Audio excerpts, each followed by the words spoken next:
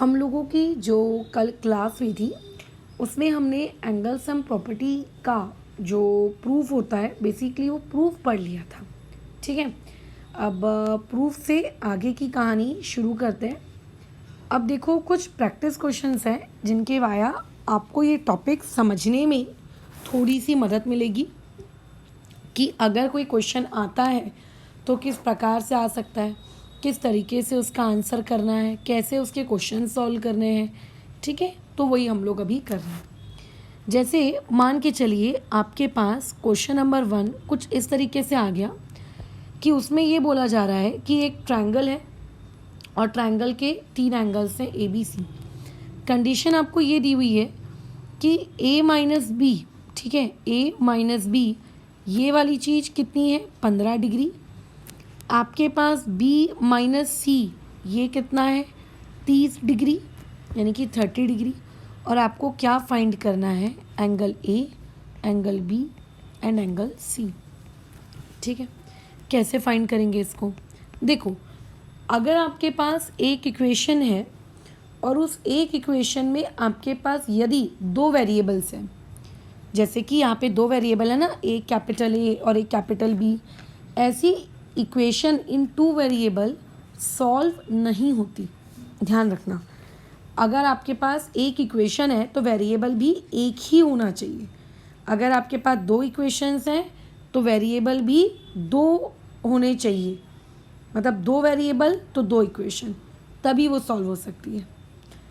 तो वैसे equation in 2 variable को सॉल्व करने वाला जो मेथड है वो आप लोगों को 10th क्लास में आता है, बट 9th क्लास में पॉलिनोमियल्स में है ना, इस पर्टिकुलर चैप्टर में ऐसी आने वाली कई जगहों पर आपको इस तरीके से 2 इक्वेशंस जिनमें आपको 2 वेरिएबल दिख रहे हैं ये सॉल्व करते आने चाहिए।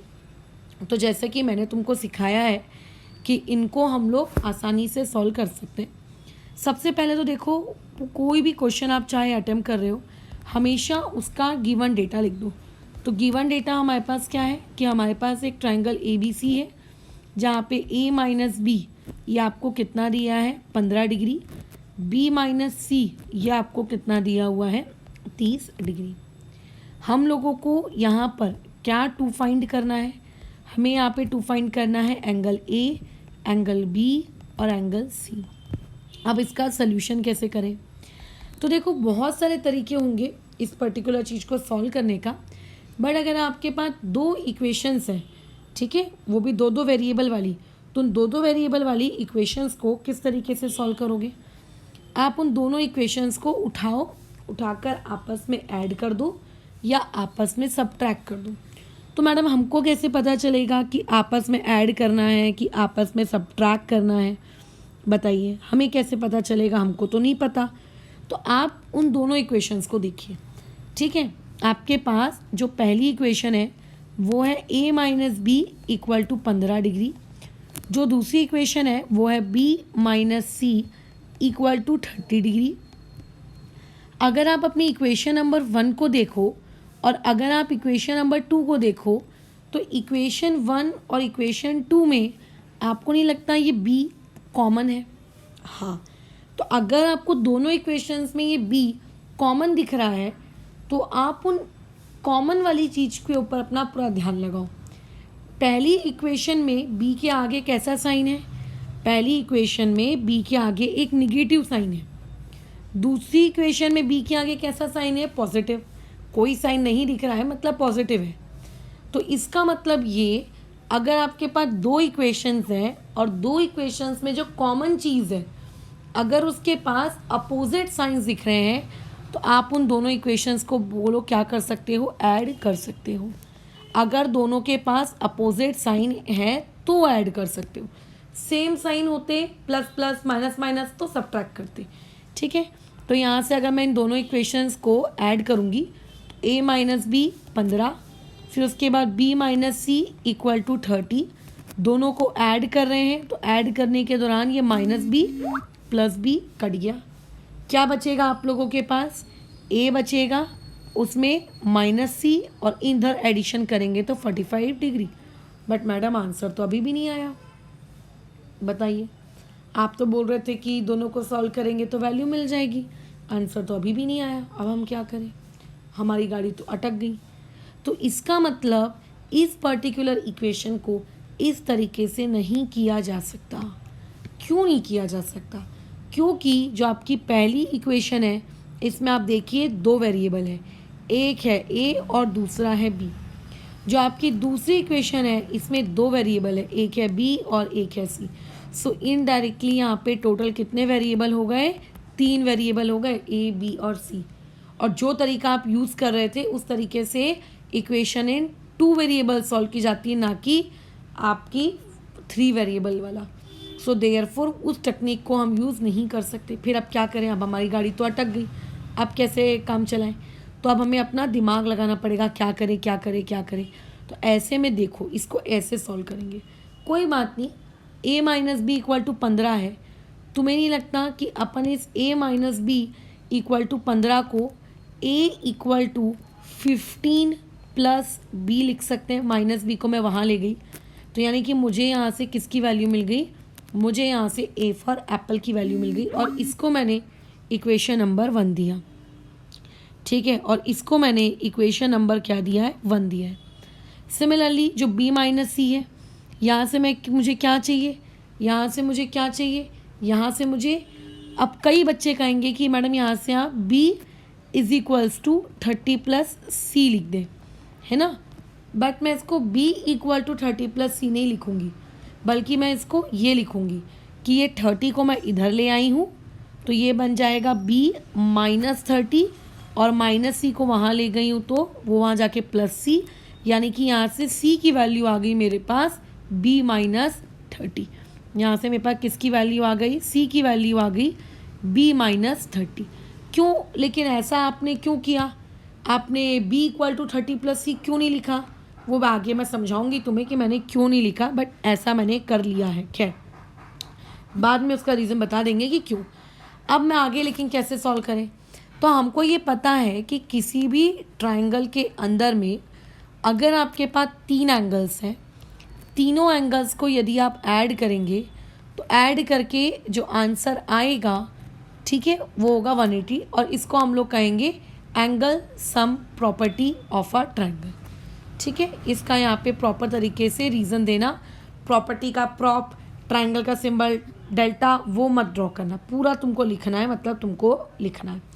अब एंगल ए की वैल्यू आपके पास कितनी है? आप बताएं, आपके पास एंगल ए की वैल्यू कितनी है? एंगल ए की वैल्यू है 15 प्लस बी, मतलब ए चला गया और ए के बदले में बी आ गया। बहुत ही बढ़िया। अच्छा, अब देखो, बी को मैंने वैसे का वैसे ही रख दिया।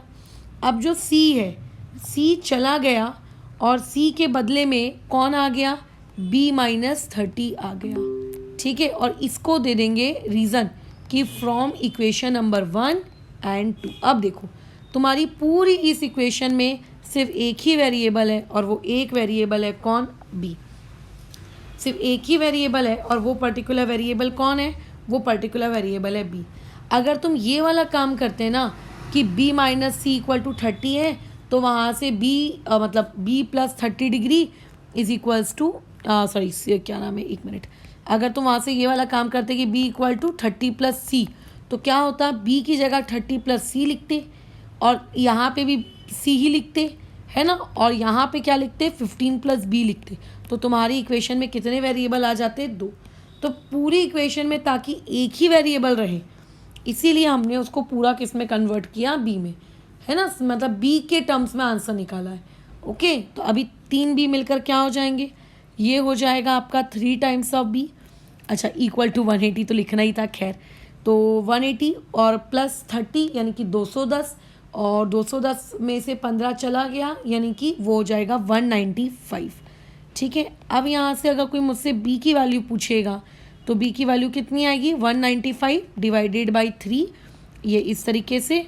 सो यहाँ से बी मेरे पास आ गया कितना? 65 degree. So this is the value of what? B. ये मेरे पास किसकी वैल्यू है? बी की वैल्यू है, ठीक है। ये मेरे पास किसकी वैल्यू है? बी की वैल्यू है। अब मुझे ए भी ढूंढना है, मुझे बी भी ढूंढना है, मुझे सी भी ढूंढना है। वो मैं कैसे ढूंढूँ? आसान है। अगर आपको बी की वैल्यू 65 पता चल गई है, तो आपको इतना तो पता होगा कि एंगल सी, इक्वेशन नंबर 2 को देखो, बी माइनस 30 है, यानी कि एंगल बी माइनस 30 डिग्री अगर मैं करती हूँ तो मुझे क्या मिल जाएगा, वहाँ से एंगल सी मिल जाएगा। तो एंगल बी कितना है 65 डिग्री माइनस ये 30 डिग्री, तो आप माइनस कर दीजिए, कितना आ गया 35 डिग्री। सो एंगल सी की वैल्यू यहाँ से कितनी आ गई है 35 डिग्री आ गई है। सिमिलरली आप एंगल ए भी निकाल सकते हैं। एंगल ए देखो कितना था 15 प्लस बी, तो देयरफॉर एंगल ए क्या है आपका 15 प्लस बी। इसका रीज़न क्या देंगे, इसका रीज़न देंगे फ्रॉम 1। बी की वैल्यू कितनी आई है 65, तो 65 प्लस 15 यानी कि 80 डिग्री। लास्ट लाइन लिखना ना भूलें, मैं लास्ट लाइन नहीं लिख रही हूँ बट तुमको लिखनी है कि therefore the measure of angle A B C are इतना इतना इतना डिग्री रिस्पेक्टिवली, इस तरीके से।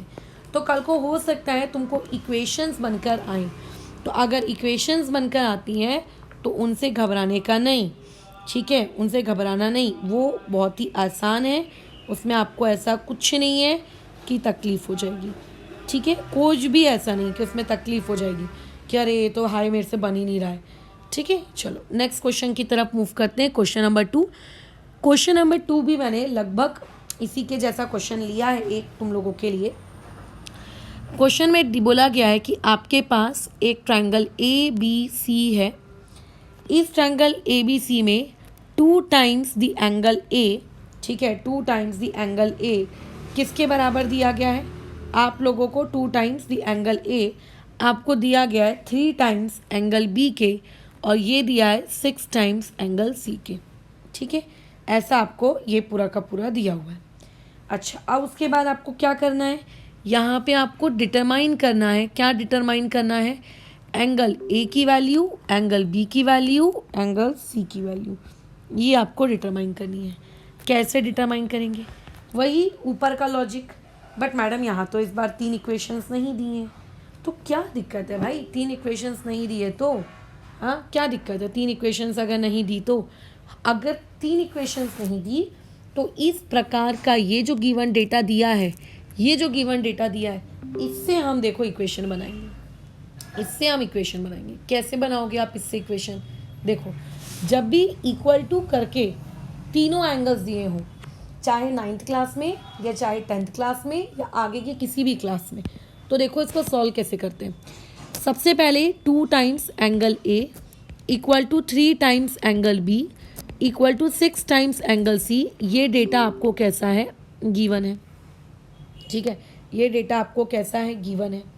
अब एक काम करते हैं, यहाँ पे जो ये डेटा आपको गिवन है, इस डेटा को किसी बड़े नंबर से डिवाइड कर दो। अब 2 3 6, इनमें बड़ा नंबर क्या दिख रहा है 6, तो पूरी इक्वेशन को हम लोगों ने क्या कर दिया, आपके 6 से डिवाइड कर दिया। क्यों कर रहे हैं बताऊंगी मैं, डिवाइडिंग अबो इक्वेशन बाय 6, इसको 6 से डिवाइड कर देंगे, ठीक है। अब अगर 6 से डिवाइड करोगे तो 2 टाइम्स ऑफ एंगल ए, इसको भी 6 से डिवाइड करना है, 3 टाइम्स एंगल बी, इसको भी 6 से डिवाइड करना है, 6 टाइम्स एंगल सी, इसको भी 6 से डिवाइड करना है। तो एक्सप्रेशन आपके पास क्या बनेगा, angle A upon 3, angle B upon 2, और ये आएगा एंगल सी अपॉन 1। आ गया, बिल्कुल आ गया। अब ये जो चीज़ आपको मिली है, ये जो चीज़ आपको मिली है, इस मिली हुई चीज़ को हम ऐसे लिख सकते हैं, वो लिख पाना बहुत ही इम्पोर्टेंट है। न्यूमरेटर में क्या दिख रहा है ए बी सी, तो इस पर्टिकुलर चीज़ को ऐसे लिखा जा सकता है, एंगल ए का रेशियो एंगल बी के साथ, एंगल बी का रेशियो एंगल सी के साथ कितना होता है, डिनोमिनेटर में लिखे हुए टर्म्स, यानी कि 3:2:1। और क्या तुम्हें रेशियो वाले क्वेश्चन सॉल्व करने आते हैं, बिल्कुल आते हैं, हमने कल ही सीखा है और इतने दिनों से भी सीखते आ रहे हैं कि जब भी रेशियो दिखे तो आप लोगों ने वहाँ पे क्या ले लेना चाहिए, कॉमन फैक्टर। तो मैं यहाँ पे कॉमन फैक्टर ले लेती हूँ x, तो अगर मैंने कॉमन फैक्टर x लिया तो एंगल a कितना हो जाएगा 3x डिग्री, एंगल b कितना हो जाएगा 2x डिग्री, एंगल c कितना हो जाएगा 1x डिग्री। क्या अब कॉमन फैक्टर ले लेने के बाद, क्या अब कॉमन फैक्टर ले लेने के बाद तुम इस चीज़ को सॉल्व कर सकते हो? बिल्कुल कर सकते हैं। कैसे? कि हमारे पास एक ट्रायंगल ए बी सी है। सो उस particular triangle A B C में हमने क्या लगाया? एंगल सम प्रॉपर्टी लगाई। और एंगल सम प्रॉपर्टी क्या कहती है? एंगल सम प्रॉपर्टी ये कहती है कि angle A plus angle B plus angle C equal to 180। अब एंगल ए कितना है?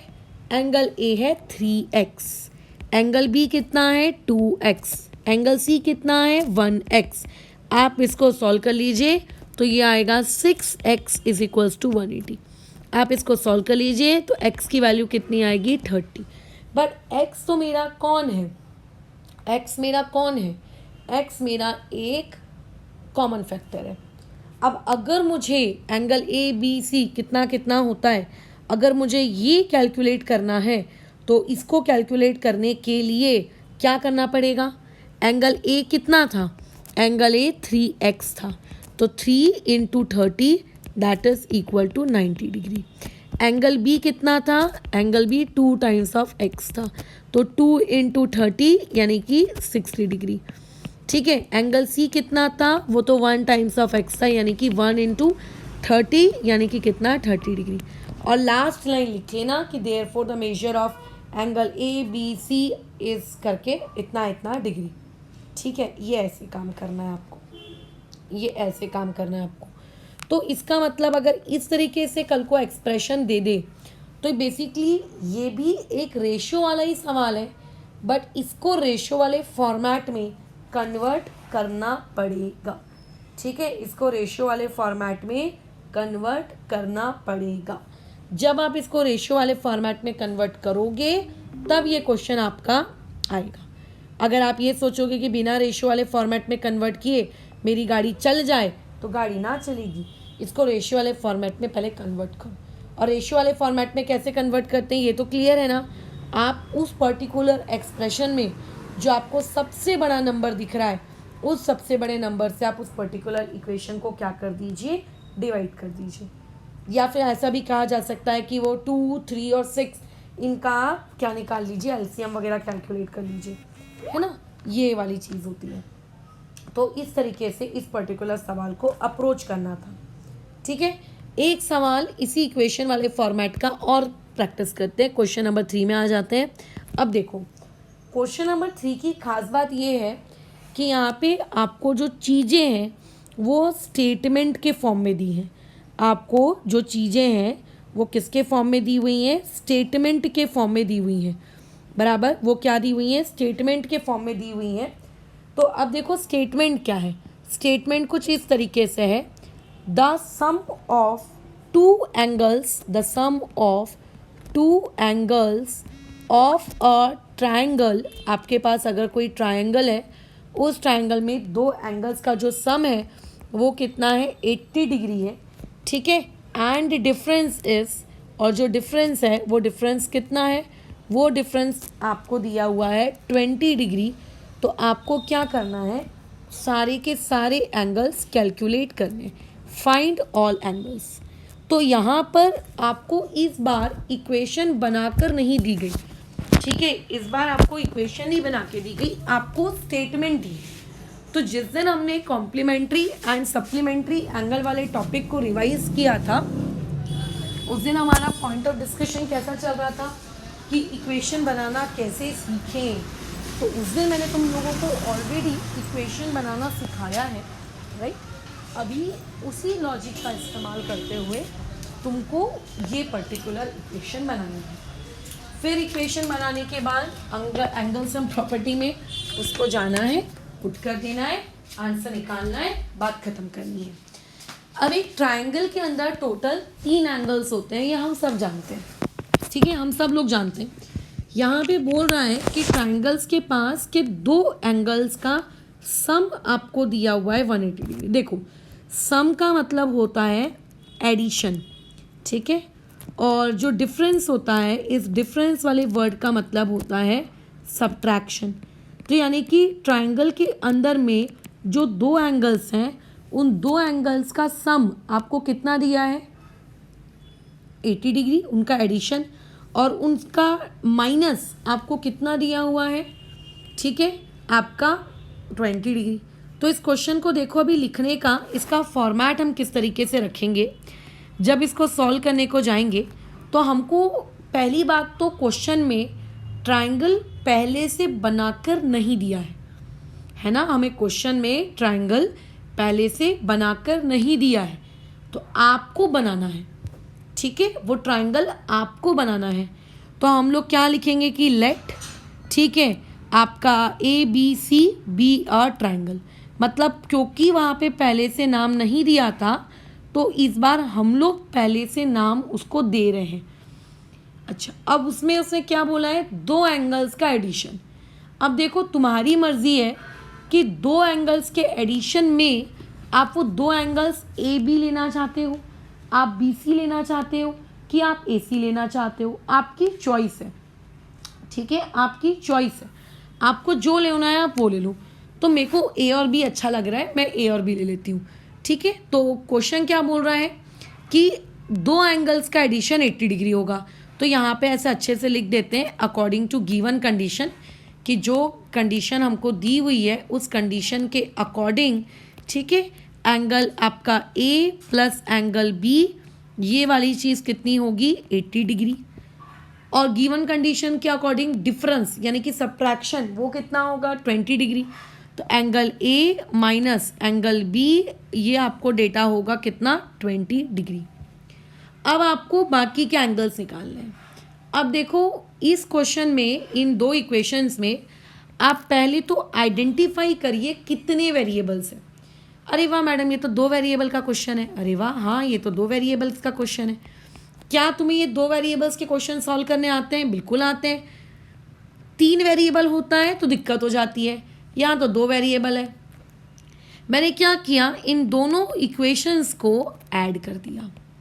जब मैं इन दोनों इक्वेशंस को ऐड कर रही हूँ तो मैं इस तरीके से लिखूंगी कि angle A plus angle B equal to 80 degree, angle A minus angle B is equals to 20 degree, और मैंने इनको एडिशन दे दी। तो जब मैं इनको एडिशन दे रही हूँ तो ये और ये कट गया, है ना। Angle A plus angle A कितना हो गया, ये हो गया 2 टाइम्स ऑफ एंगल A। जैसे आप x plus x 2 times of x कर देते हो, वैसे A प्लस A इसको क्या लिख दिया 2 टाइम्स ऑफ A। 80 प्लस 20 ये कितना हो गया 100। तो यहाँ से अगर कोई मुझे एंगल A की वैल्यू पूछेगा दैट वुड बी 100/2, यानी कि यहाँ से मेरे पास एंगल A की जो वैल्यू आएगी वो कितनी आ गई 50 डिग्री। ये तो सिर्फ एक ही एंगल की वैल्यू आई है, उसने तो सारे एंगल ढूंढने को कहा है। B वाला एंगल आप कैसे ढूंढेंगे, कोई कठिन नहीं है। हमने दो दो इक्वेशंस बनाई हैं 1 और 2, उन दोनों में से तुम्हें जो भी इक्वेशन अच्छी लगती है उस इक्वेशन में जाकर A की वैल्यू को 50 आप पुट कर दो, ठीक है। वहाँ पे जाके आप उसको 50 पुट कर दो। चलो मैंने 1 में पुट किया, तो मैं यहाँ पे ऐसा लिख रही हूँ कि put angle A is equals to 50 degree, ठीक है, इन इक्वेशन नंबर कहाँ पे 1। तो इक्वेशन 1 क्या है कि A plus angle B equal to कितना होगा 80। अब एंगल A की वैल्यू कितनी है 50, तो एंगल B की वैल्यू कितनी हो जाएगी 80 में से 50 गया, सो एंगल B की वैल्यू हो जाएगी कितनी 30 डिग्री। तो यहाँ से तो एंगल B भी आ गया। अब बचती है बातचीत की C कैसे आएगा, वो तीसरा एंगल कैसे आएगा। तो देखो बहुत ही कॉमन सेंस है, छोटे बच्चों वाला काम है। किसी भी ट्रायंगल के अगर आपको 3 में से 2 एंगल्स दिए हैं, ठीक है, अगर आपको किसी भी ट्रायंगल में 3 में से 2 एंगल्स दिए हैं तो तीसरा एंगल जो होगा वो एंगल सम प्रॉपर्टी से आएगा, ठीक है। जो तीसरा एंगल होगा वो कैसे आएगा, एंगल सम प्रॉपर्टी से। तो यानी कि मेरे पास जो ट्रायंगल ABC है उस ट्रायंगल ABC में मैं क्या लगाने वाली हूँ, एंगल सम प्रॉपर्टी, कि therefore by angle sum property. तो अगर मैं एंगल सम प्रॉपर्टी लगाऊं तो क्या हो जाएगा, angle A plus angle B plus angle C equal to कितना 180 डिग्री। एंगल A मेरे पास कितना है, एंगल A है मेरे पास 50 डिग्री, B कितना है 30 डिग्री, C वैसे का वैसी इज इक्वल्स टू 180 डिग्री। सो यहाँ से एंगल सी की वैल्यू कितनी आएगी, 100 डिग्री सॉल्व करने पर। लास्ट लाइन आप लिख लेना, ठीक है। तो कई बार ऐसे स्टेटमेंट प्रॉब्लम्स आपको मिल सकते हैं, और जब आपको इस तरीके से स्टेटमेंट प्रॉब्लम मिलेगा तब आपको वहाँ पर अपनी छोटी सी खोपड़ी का इस्तेमाल करना है, और छोटी सी खोपड़ी का इस्तेमाल करके जो इक्वेशंस हैं उनको फॉर्म करना है और फिर आगे क्वेश्चन को सॉल्व करना है, ठीक है। चलो आज के नेक्स्ट सवाल की तरफ मूव करते हैं, दैट इज क्वेश्चन नंबर 4। ये भी एक स्टेटमेंट प्रॉब्लम है, ठीक है। देखो उसमें बोला जा रहा है of the 3 angles of A triangle, मतलब आपके पास जो ट्राइंगल होता है उन ट्राइंगल में 3 एंगल्स में से 1 is twice the smallest angle, 1 is twice the smallest, एक मिनट मैं लिख देती हूँ, smallest, and another is 3 times the smallest and another is 3 times the smallest। कई स्टूडेंट्स को इस पर्टिकुलर क्वेश्चन में बहुत कन्फ्यूजन होता है। ये कन्फ्यूजन होने वाला कोई सवाल नहीं है, बस थोड़ी सी इसकी लैंग्वेज को पकड़ना रहता है। खैर यहाँ पे क्या बोल रहा है कि वो जितने भी एंगल्स हैं तीनों के तीनों, आप इन तीनों के तीनों एंगल को क्या कर लीजिए, फाइंड कर लीजिए। चलो इसका सोल्यूशन कैसा है वो देखते हैं।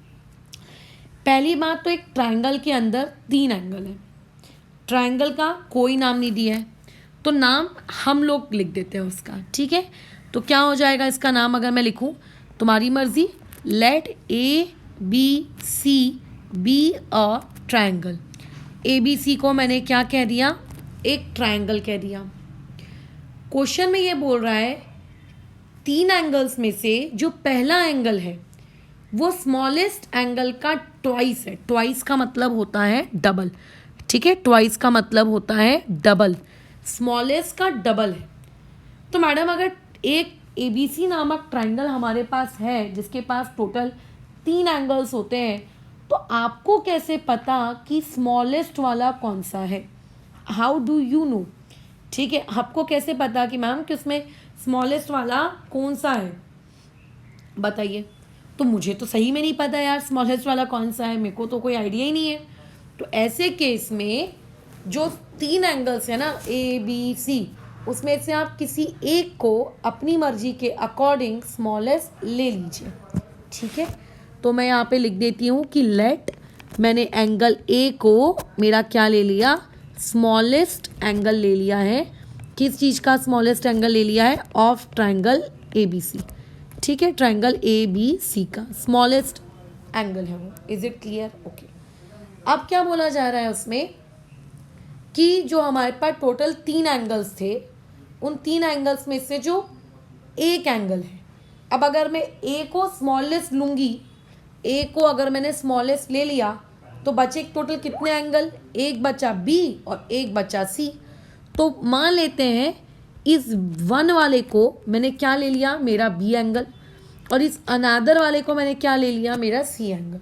चॉइस तुम्हारी है, तुम स्मॉलेस्ट B को भी ले सकते थे, फिर 1 वाले को C ले लेते, अनादर वाले को A ले लेते, मतलब किसी को कुछ भी ले सकते हो तुम, उससे कोई फ़र्क नहीं पड़ता, ठीक है। अच्छा अब क्वेश्चन क्या बोल रहा है कि 1 इज़ ट्वाइस द स्मॉलेस्ट, मतलब जो भी एंगल B है वो एंगल B जो है वो स्मॉलेस्ट एंगल का क्या है, डबल है।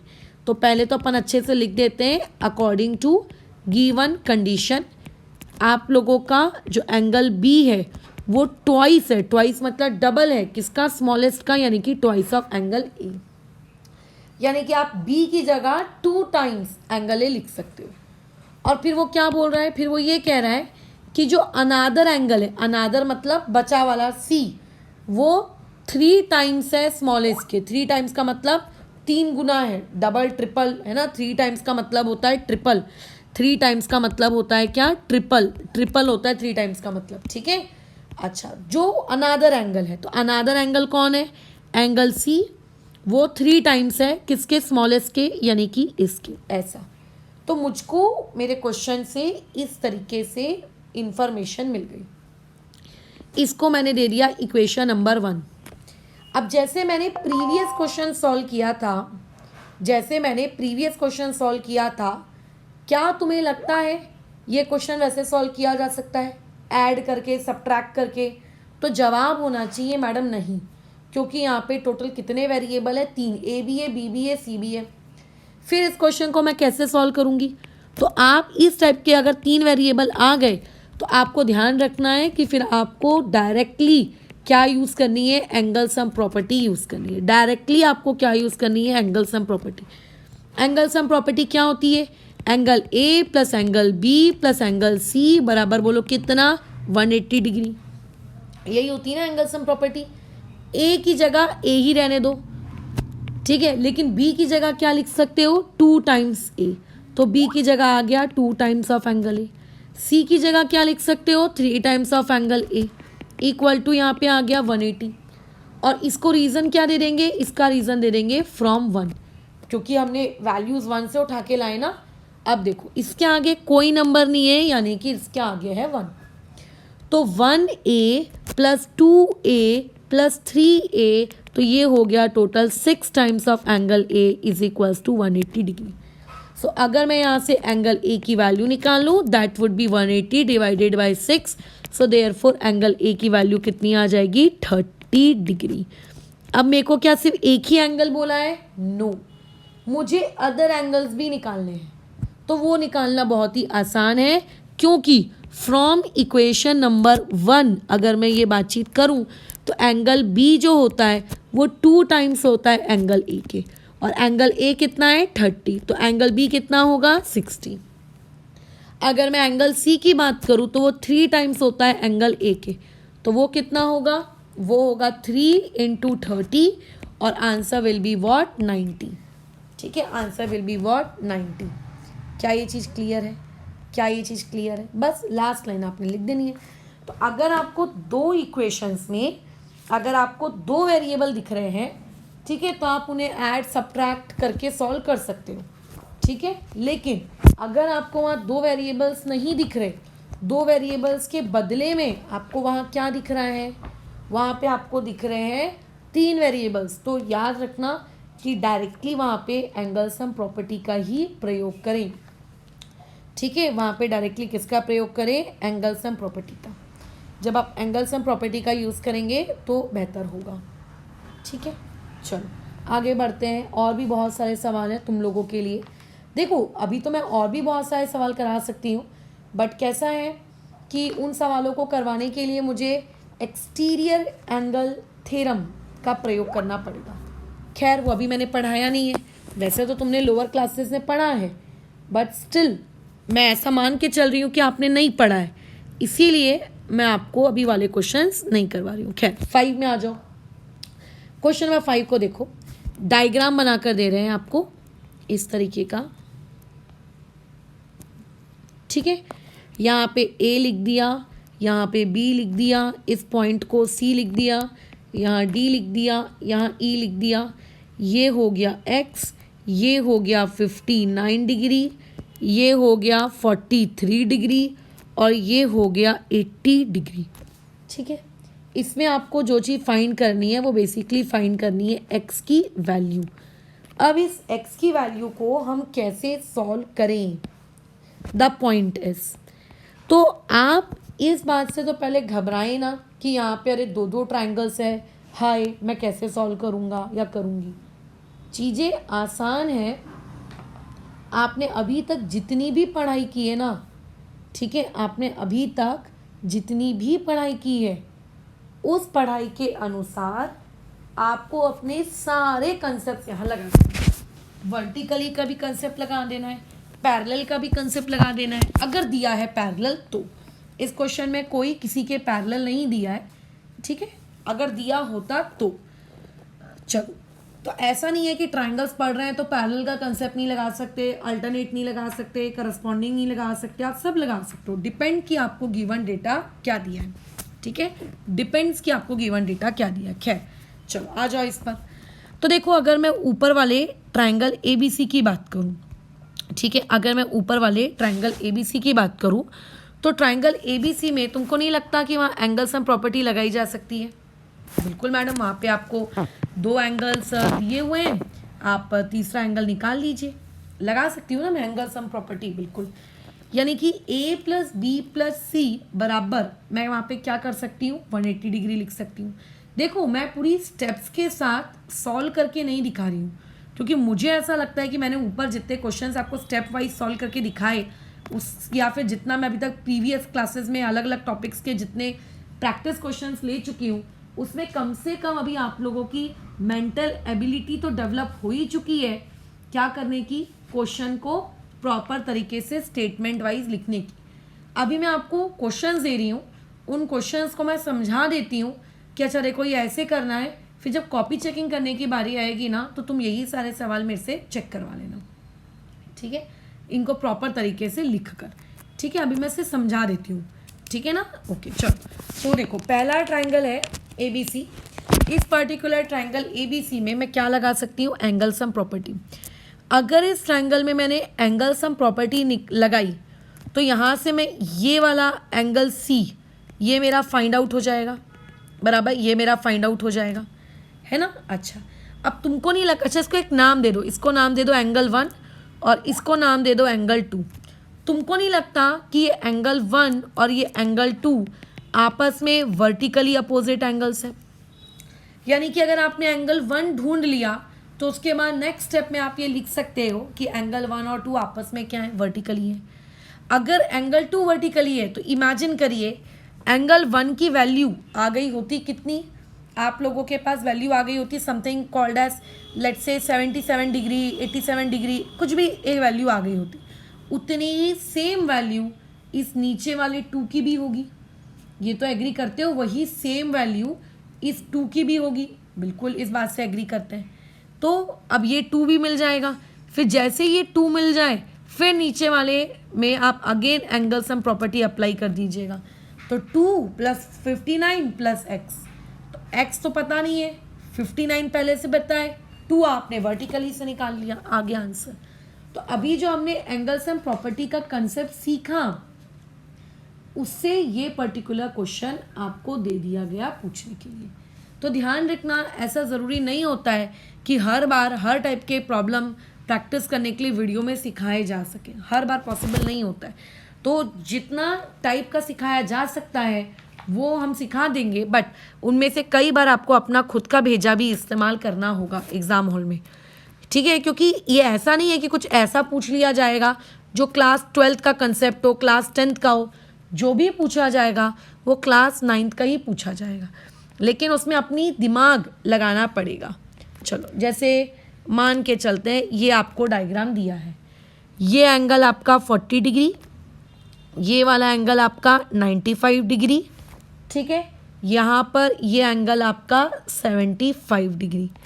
अब इसमें आपको क्या फाइंड करना है, आपको angle S Q T find करना है, और शायद ये तो एनसीईआरटी का ही सवाल है, ये आपको फाइंड करना है। डोंट यू थिंक मैंने जो सवाल ऊपर बताया उसी के जैसा है, बस यहाँ पर हमने क्या कर दिया है, वैल्यू को चेंज कर दिया है, ठीक है। यहाँ पे हमने सिर्फ क्या कर दिया है, वैल्यू को चेंज कर दिया है।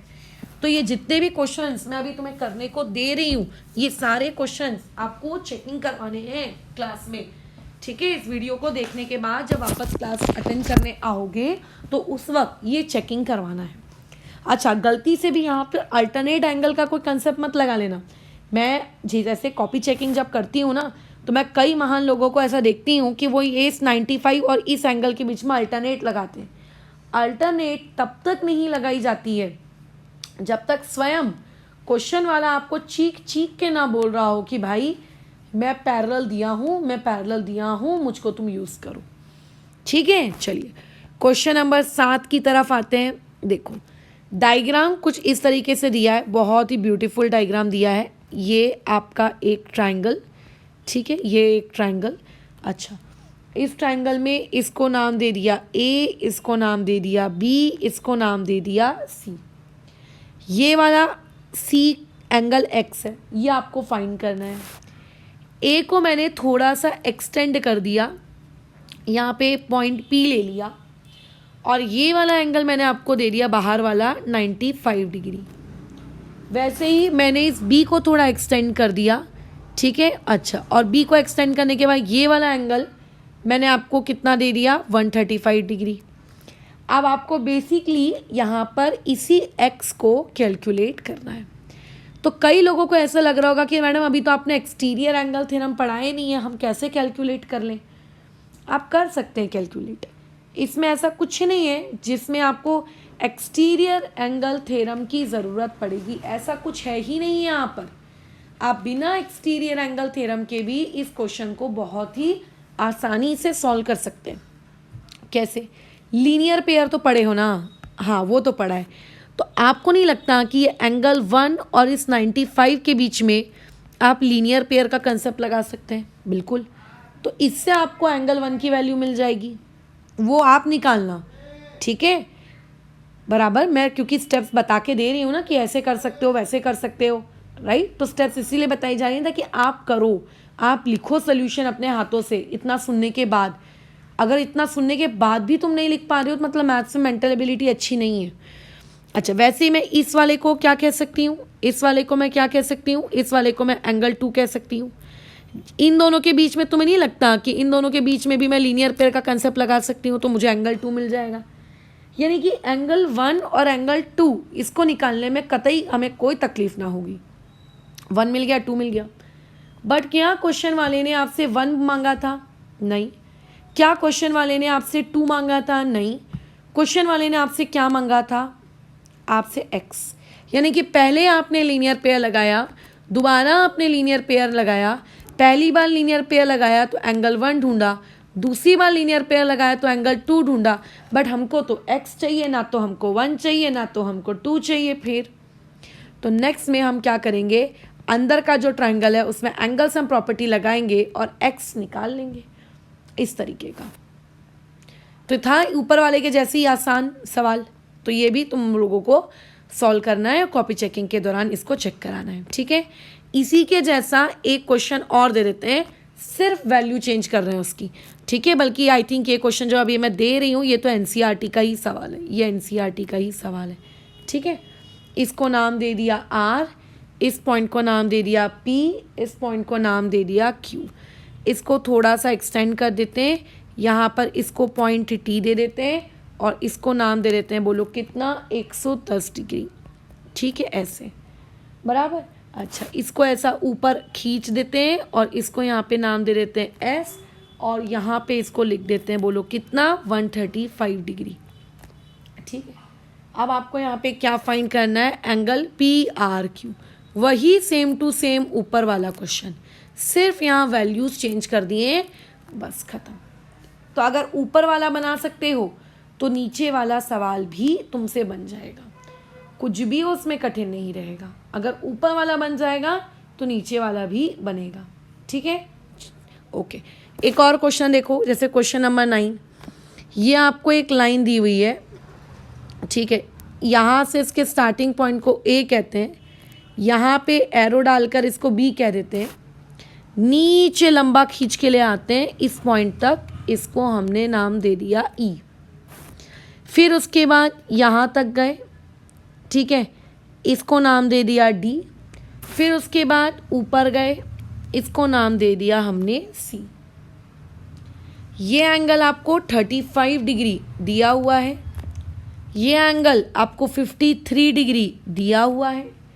साथ ही साथ में यहाँ एक और इन्फॉर्मेशन गिवन है, और वो गिवन इन्फॉर्मेशन ये है कि AB जो है वो DE के पैरेलल है, ये इन्फॉर्मेशन आपको गिवन है।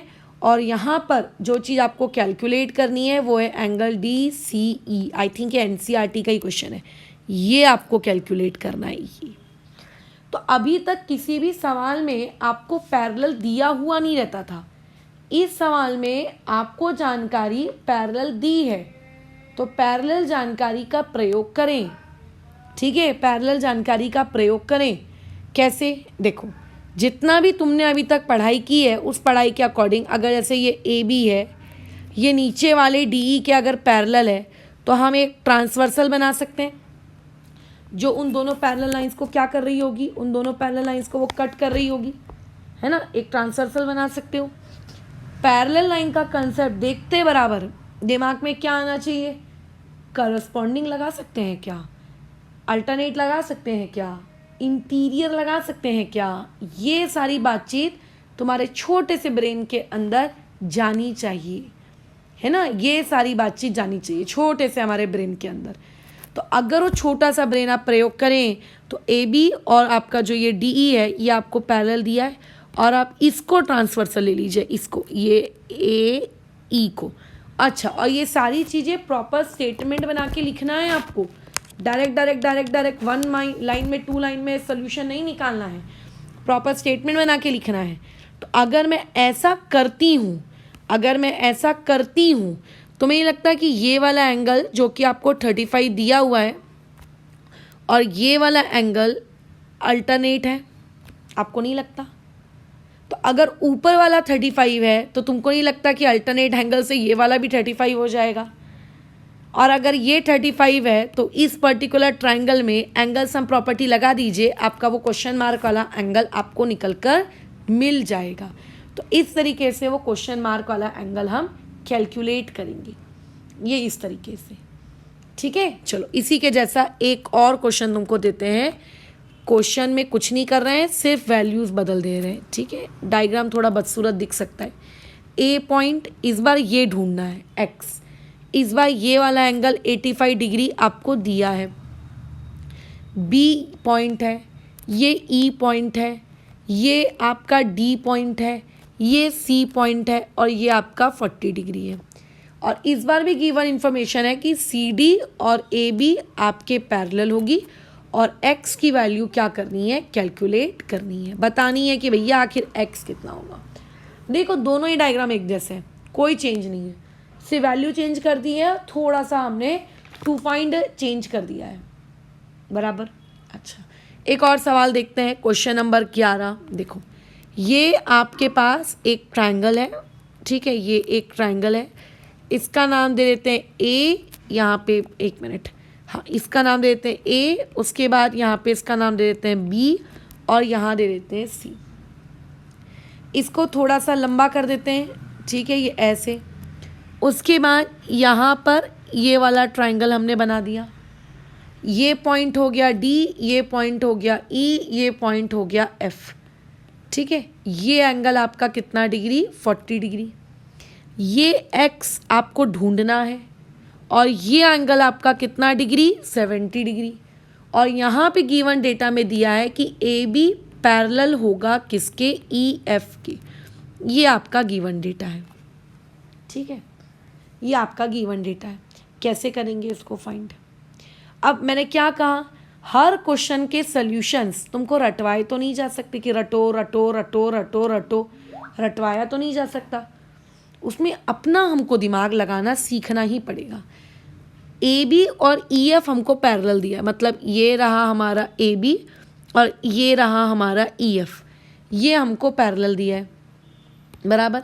और इसको हम अपनी ट्रांसवर्सल मान लेते हैं, ये जो लाइन दोनों को कट मार रही है, ये थोड़ा मोटा कर देते हैं उसको, ठीक है। ये देखो, ये जो लाइन है, ये जो लाइन है, ये ऑरेंज कलर की लाइन उसको कट मार रही है।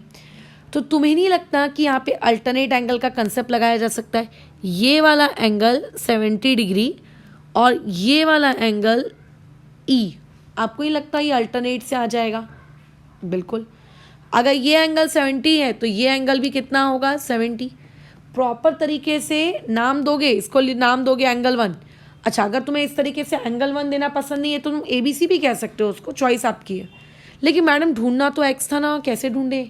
तो एक काम करो ना, देखो अब इसको सॉल्व करने के, इस एक्स को सॉल्व करने के दो तरीके हैं। जिस स्टूडेंट को अभी करंटली, क्योंकि मैंने तो अभी right now exterior angle theorem नहीं पढ़ाया है ना, मैं एंगल सम प्रॉपर्टी वाली क्लास खत्म करने के बाद, उससे रिलेटेड पूरे डिस्कशंस करने के बाद फिर एक्सटीरियर एंगल थ्योरम में मूव करूंगी। बट अगर किसी को क्लास 8th से क्लास 7th से पहले से एक्सटीरियर एंगल थ्योरम आता है तो वो उस क्वेश्चन को, एक्स की वैल्यू को एक्सटीरियर एंगल थ्योरम से कर सकता है। ये एक पहला तरीका। या फिर जिस इंसान को अभी करंटली सिर्फ एंगल सम प्रॉपर्टी के अलावा उसे और कुछ भी नहीं आता, बेचारे उस भोला भंडारी को कुछ भी नहीं आता उसको, तो ऐसा लड़का या ऐसा लड़की इसको एंगल सम प्रॉपर्टी से भी कर सकता है। कैसे? आप इस पर्टिकुलर ट्राइंगल में एंगल सम प्रॉपर्टी लगा दीजिए। ये वाला एंगल लेट से y है, आपको y मिल जाएगा, है ना। 70 + 40 + y इक्वल टू बोलो कितना 180, आपको y मिल जाएगा। फिर आप एंगल सम प्रॉपर्टी लगाने के बाद x एंड y के बीच में लीनियर पेयर लगा दीजिए, आपको x मिल जाएगा। ठीक है, आपको क्या मिल जाएगा, x मिल जाएगा।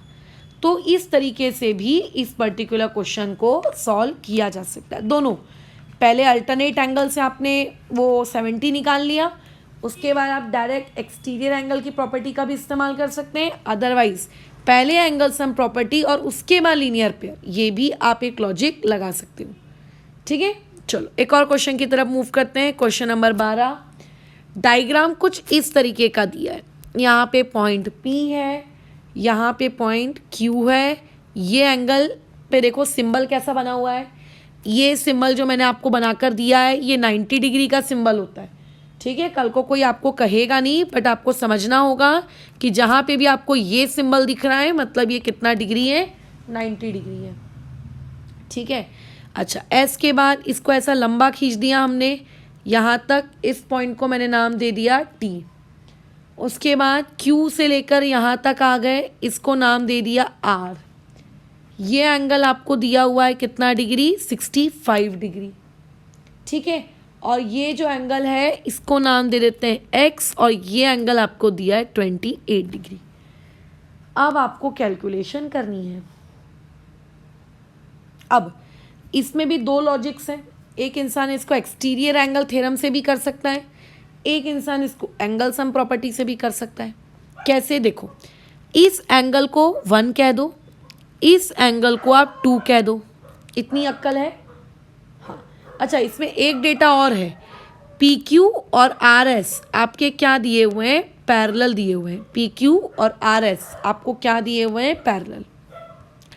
ठीक है, PQ RS क्या दिया है, पैरेलल। ठीक है, कर लेंगे अगर PQ RS पैरेलल दिया है तो। ओके, अब अगर PQ RS पैरेलल दिया है तो क्या करें, तो अब ध्यान दीजिए, ये रहा PQ और ये रहा RS, और उसके बाद ये रही QS, एक ट्रांसवर्सल। आपको नहीं लगता कि आपका एंगल 28 और Y अल्टरनेट होगा? बहुत सारे लोगों को लगता है, होगा कि नहीं होगा? होगा, मैक्सिमम लोग अभी कह रहे होंगे हाँ हाँ मैडम क्यों नहीं होगा। तो जिनको ऐसा लगता है कि 28 और Y अल्टरनेट हैं, तो ध्यान रखिए 28 एंड Y ये अल्टरनेट नहीं है। क्यों मैडम, अल्टरनेट के जैसे ही तो दिख रहे हैं। तो यहीं पे देखो ना, आपसे गलती हो गई। अल्टरनेट किसे कहते हैं, जो लाइन पैरेलल दी हुई होती है वहाँ से ट्रांसवर्सल तक का एंगल बराबर। आपको कौन पैरेलल दिया है, PQ, और कौन पैरेलल दिया है, RS। तो देखो आपका जो ये एंगल 28 डिग्री आपको दिख रहा है, ये 28 डिग्री वाला एंगल तो ट्रांसवर्सल से लेके QR तक का है। हमको तो PQ चाहिए था या तो RS चाहिए था, है ना। ट्रांसवर्सल से PQ तक, ट्रांसवर्सल से RS तक जो एंगल बनता है उसको अल्टरनेट कहेंगे, क्योंकि PQ और RS पैरेलल दिया है। तो भले ही वो आपको इस तरीके के दिख रहे हो बट वो अल्टरनेट नहीं है। यहाँ पे अल्टरनेट एंगल पता है कौन है, PQ से ट्रांसवर्सल तक। तो PQ से ट्रांसवर्सल तक जरा देखकर बताइए किस एंगल को आप कह सकते हो, ये एंगल, ये PQ और ये ट्रांसवर्सल। और RS से ट्रांसवर्सल तक यानी कि ये वाला, यानी कि यहाँ पे एंगल 2 और एंगल X अल्टरनेट है, 28 और Y ये अल्टरनेट ना है। इस क्वेश्चन को करने में बहुत सारे स्टूडेंट्स की यही मिस्टेक हो जाती है, जिनका लाइंस एंड एंगल्स में ज़्यादा बेसिक कंसेप्ट पे जिनकी कमांड नहीं है, वो 28 और Y को उठा के अल्टरनेट ले लेते हैं। जो लाइन आपको पैरेलल दी होती है उस लाइन से ट्रांसवर्सल तक के डिस्टेंस को अल्टरनेट लेना होता है या करस्पॉन्डिंग लेना होता है, व्हाटएवर। जो पैरेलल नहीं दिया है वहाँ से कुछ भी काम नहीं करते। खैर, इसमें आप क्या स्टेप्स रख सकते हो। स्टेप नंबर 1, आप एंगल 1 और एंगल 65 इसके बीच में लीनियर पेयर लगा सकते हो, इससे आपको एंगल 1 मिल जाएगा। एंगल 1 मिल जाने के बाद जो ट्राइंगल QRS है, QRS में एंगल सम प्रॉपर्टी लगा सकते हो। ताकि आपको एंगल 2 मिल जाएगा। और जैसे कि मैंने अभी बताया कि एंगल 2 और एंगल x ये तो अल्टरनेट एंगल है, तो 2 मिल गया तो x मिल गया। फिर x मिल जाने के बाद ये एंगल आपको पहले से 90 डिग्री दिया है, x आपको मिल गया, तो वापस से आपके पास जो ट्रायंगल PQS है, इस ट्रायंगल PQS में अल्टरनेट एंगल लगा दो, आपको y मिल जाएगा। ऐसा होगा इस पर्टिकुलर क्वेश्चन को सॉल्व करने का स्टेप्स। ठीक है, मैक्सिमम लोग 28 और y इसमें गड़बड़ी कर देते हैं, 28 और y को अल्टरनेट लेकर, वो अल्टरनेट नहीं है। ठीक है, ध्यान रखना। क्यों नहीं है मैंने रीज़न भी दिया है, ऐसा नहीं कि सिर्फ मैं कह रही हूँ तो आप अल्टरनेट है मान लो, अल्टरनेट नहीं है मान लो, हर चीज़ का प्रॉपर एक्सप्लेनेशन होता है। खैर, इसी के जैसा एक और क्वेश्चन देते हैं, सिर्फ थोड़ी सी वैल्यूज़ को बदल रहे हैं। ठीक है, यहाँ पे B पॉइंट ले लिया, इस D और B को आपस में हमने ज्वाइन कर दिया तो ये BD बन गया। ये एंगल आपका 62 डिग्री है। ठीक है, इस एंगल को आपने नाम दे दिया Z। ये ऊपर वाला एंगल हो गया है आप लोगों का Y। उसके बाद ये B से एक लंबी लाइन हमने खींच दी यहाँ पर, ये हो गया आप लोगों का पॉइंट E। उसके बाद D से हमने ले लिया है यहाँ तक C। ये एंगल आपको दे दिया है 70 डिग्री। ठीक है, ये एंगल आपको दे दिया है X और ये एंगल आपको दे दिया है 32 डिग्री। क्वेश्चन में पैरेलल के बारे में भी इंफॉर्मेशन दी है। इस बार क्या इंफॉर्मेशन दी है, AD पैरेलल टू BC। तो इस क्वेश्चन को भी ऊपर वाले क्वेश्चन के जैसे ही करना है, सिर्फ वैल्यू चेंज किए हैं और तो कुछ किए नहीं है, हम सिर्फ वैल्यू ही चेंज किए हैं। तो ये भी आपका होमवर्क क्वेश्चन है, ये आपको चेक कराना है। डन हो जाएगा। आज जो हम लोगों ने क्लास की उस क्लास के बेसिस पे कुछ क्वेश्चंस तुम्हें मैं होमवर्क दे रही हूँ। इन सारे क्वेश्चंस को अभी ये वीडियो ख़त्म होने के बाद यदि क्लास टाइमिंग्स बचे हैं तो बचे हुए क्लास टाइमिंग्स के अकॉर्डिंग कॉपी चेकिंग करवा लेना, नहीं तो तुमको कल इन क्वेश्चंस को क्लास स्टार्ट होते बराबर चेकिंग करवानी है। ठीक है, तो ये है आप लोगों का पहला क्वेश्चन, B-C बराबर यहाँ पे 15 डिग्री और एंगल B आपको ढूंढना है। क्वेश्चन नंबर 15 पे अगर आ जाए तो एक ट्राइंगल आपको ABC दिया है, angle A, angle B, angle C, इसका रेशियो दिया है 2:3:5। आपको ऑल एंगल्स कैलकुलेट करने हैं। ठीक है, ऑल एंगल्स आपको कैलकुलेट करने हैं, ये आपका क्वेश्चन है। क्वेश्चन नंबर 16 की बात करते हैं। क्वेश्चन नंबर 16 में आपको ट्राइंगल ABC दिया है, इसके 3 केसेस बनाए हैं, केस A, केस B और केस C। केस A के अकॉर्डिंग एंगल A 95 डिग्री दी है, एंगल B 75 डिग्री दिया है और एंगल C ढूंढना है। केस 2 के according angle B 2 times of angle A दिया है। ठीक है, अच्छा, angle C 3 times of angle A दिया है और आपको एंगल A ढूंढना है। केस 3 के अकॉर्डिंग एक इक्वेशन दी है, 2 times of angle A, 5 times of angle B, 10 times of angle C। मैंने बताया है आज की क्लास में कि इस टाइप की इक्वेशंस को कैसे सॉल्व करते हैं और एंगल A ढूंढना है। ये आपका गिवन इन्फॉर्मेशन है। ठीक है, ऐसा नहीं कि मैंने सारे कैटेगरी के सवाल आपको सिखा दिए हैं, कुछ प्रैक्टिस क्वेश्चंस अभी भी बाकी हैं, कठिन कठिन वाले।